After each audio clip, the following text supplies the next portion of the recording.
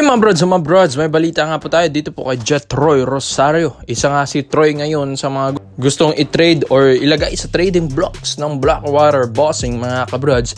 Dahil nga ito pong Blackwater, imbis nga daw na magpalakas ngayong season, ngayong All Filipino Cup, syempre gusto pa rin nilang makipag-trade sa mga SMC teams na alam nilang may lagay under that table mga kabrods. Dahil alam naman natin ng Blackwater, magandang kanilang start ngayong All Filipino Cup, pero hindi naman natin masasabi na mapupunta yan sa playoffs mga kabrods. Dahil syempre ang Blackwater, sabi nga nila sa una lang yan, bumaba na, tapos pagdating na ng pa-playoffs na, doon na sila nalalaglag. So ito pong si Jetroy Rosario ay alam naman natin, isa rin ito sa mga nagbubuhat ngayong All Filipino Cup sa Blackwater Bossing. Sa mga clips nga na recently lang napopost ng Blackwater, gumaganda talagang footwork mga brods ni Jetroy ngayon. So ito pong SMB, ang isa sa mga nakatingin kay Troy Rosario mga brods. Hindi natin alam kung talagang itutuloy ito ng SMB dahil ito pong si Troy Rosario under contract pa ng Blackwater Bossing, pero pwede na nilang kunin yan via one-on-one trade. So ito pong si Rosario, malaki-laki ang value nito mga kabrods, kaya mahihirapan talaga ito pong SMB kung ano yung itatapat nilang offer dito sa Blackwater Bossing. Pera na lang kapag binigyan nila talaga ito ng under the table na pera mga kabrods. So ito pong si Troy, worth it din naman ito dahil prime years na nga ito ni Troy Rosario, at isa pa dito nabubuhat niyang Blackwater Bossing kung saan ito pong Blackwater hindi rin naman ganun kalakasan ng lineup, pero napapalakas ni Troy. Bakit? Dahil nag-evolve nga ang laro neto po ni Troy Rosario mga brods. Naging leader siya, nag-mature na lalo ang kanyang laro. Matured na. Tignan nyo naman yung mga galawan din niya sa mga past few games ng Blackwater Bossing. Kaysa doon sa dating Rosario sa TNT Tropang Giga, parang nagiging role player siya doon. Pero ngayong nagbubuhat na siya ng koponan, talagang lumakas ng kanyang laro. Tumigas yung katawan, gumanda ang court vision, gumanda rin ang kanyang stroke sa 3-point shooting mga kabrods. At isa pa dito, nagiging physical na si Troy Rosario. Dati nga pag nanonood din ako, ito pang si Troy, ilang na ilang kapag umaatake yung mga physical players sa paint, kung saan ilang siyang dumipensa, ilang rin siyang pumoste kapag nai-intimidate siya. Like si Abueva, napanood ko rin dati kapag umaatake ito sa paint, ilang na ilang si Troy Rosario. Ngayon, talagang binabody-body niya, maski import nga, talagang hirap na rin tibagin ito pong depensa ni Troy Rosario. So maganda ito kung makuha ito ng SMB dahil syempre mga bros, veterano na, tapos leader pa ng Blackwater Bossing. So talagang ito mong SMB, gagawin nilang lahat para nga makausap nila ng maayos ito pong si Jetroy at ng agent neto sa Blackwater Bossing. At alam ko nga, syempre maganda-gandang player ang ibibigay dapat ng SMB dito. Kasi kapag hindi na naman, kapag lopsided trade na naman mga abroads, syempre bababa na naman ang ratings ng PBA.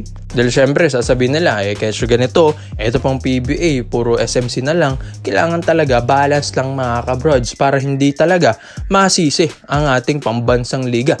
So si Troy Rosario, kung gugustuhin nito ng SMB, talagang dapat gagandahan nilang offer dito mga kabrods. Dahil hindi rin naman na basta-basta ito pang Blackwater ngayon, dahil yun nga, kumakamada na sila ngayong All Filipino Cup 2024. So ikaw mga brods, sa lahat po ng mga SMB fans and Blackwater fans, sa tingin nyo ba Troy Rosario masiship na ba sa SMB at dapat ba nilang kunin ito? So dito naman po tayo sa kabilang balita naman mga kabrods. Well, in talks na nga talaga ito pong si Chris Newsome at ng Barangay Nebra San Miguel, and as well as Coach Tim Cone. Yes mga bros, dahil ito nga pong si Newsome ay syempre paborito talaga ito ni Coach Tim. Mapa all-star, mapa gilas, talagang isa ito sa mga kinakausap talaga ni Coach Tim Cone. So bakit nga ba mga bros? Dahil syempre paborito niya ito pong si Newsome talaga dito sa PBA. Kaya kung makikita nyo sa lahat po ng mga MVP players, si Newsome talagang isa sa mga talagang kukunin niya sa Gilas Pilipinas. Ngayong All Filipino Cup, medyo okay rin naman. Ito pong performance talaga ni Newsome sa Meralco Bolts. At yun nga, isa rin siya sa mga nagbubuhat ngayon dito. At yun, bali-balita rin. Ito pang Meralco rin kasi gusto na rin makipag-trade sa Barangay Nebra San Miguel dahil may gusto rin ang Meralco sa players ng Ginebra lineup mga kabrods. Kaya ito pong si Newsome ay balak nila itong gawing trade asset So syempre sa tagal din naman ni Newsome na nagserbisyo na rin sa Meralco, alam rin natin na ito pong player na ito, syempre may gusto rin itong puntahan bago rin magtapos ang kanyang career dito sa PBA. Which is ang Ginebra kasi, ang isa sa mga gusto rin talagang puntahan ni Newsome. Syempre, alam natin na dahil bukod nga sa paborito niya rin ang coach at nakakasundo niya si Coach Tim Cone, gusto rin ni Newsome dito. Ito pong crowd ng Barangay Ginebra dahil hindi nga nila masyadong nararanasan ito sa Meralco Bolts. Dahil medyo unti lang din kasi ang fanbase ng Meralco. So unlike sa Ginebra, malaki-laki talaga mga bros, which is mas nagaganahan or ganado maglaro kapag ganyan ang mga fanbase mo, 'di ba? So ito rin si Newsome din kasi mga kabrods, alam ko nga, gusto rin nito. Medyo mataas-taasan na rin yung kanyang sasahurin dito sa PBA. May mga bali-balita nga si Newsome baka daw offer na rin ito sa ibang bansa overseas. Pero syempre, haharangan ito ni na Coach Tim Cone dahil syempre gusto rin nilang makuha si Newsome. At yun nga, so offer na ibibigay or i-offer kay Newsome dun sa ibang bansa, mga kabrod, syempre tatapatan or ika-counter yun ng Barangay Ginebra Management.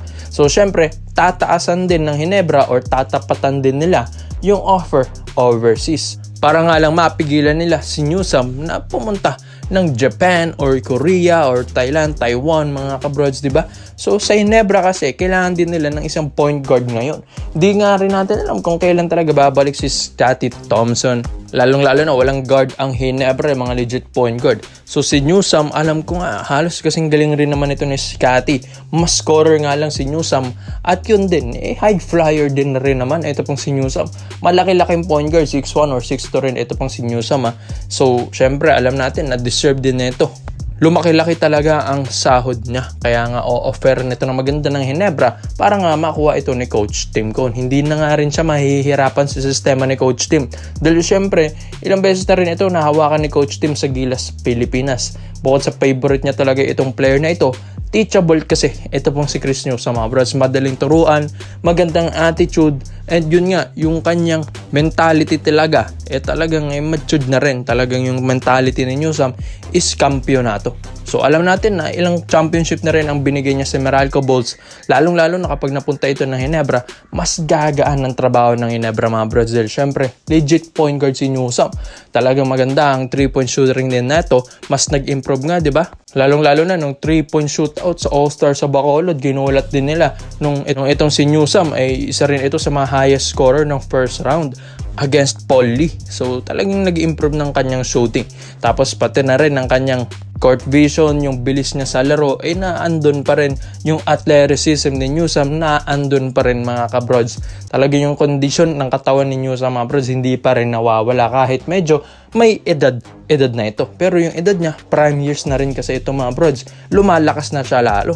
So ikaw, mga brods, Chris Newsome to Barangay Ginebra San Miguel, in talks na nga, at sa tingin nyo ba, ipupush na ba ito ng Ginebra? Salamat po sa panonood, mga brods. This is Overrated Highlights, yun lang. I'm out.